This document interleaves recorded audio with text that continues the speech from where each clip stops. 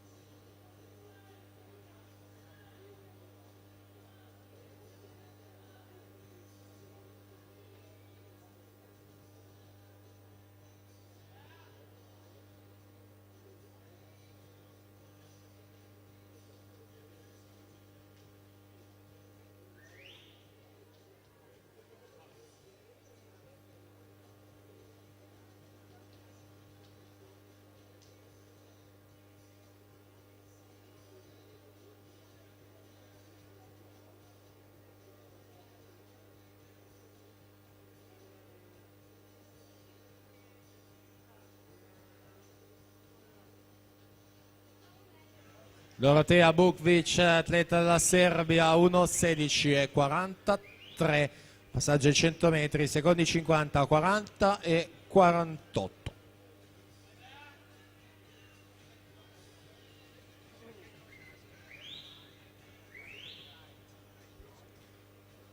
Decisamente in vantaggio la Bukvic, vediamo la situazione ai 150, 1:58 e 84 rispetto alla De Luca della batteria precedente, 1:59,04 era stato il suo intertempo ai 150, dunque 20 centesimi soltanto a dividerle.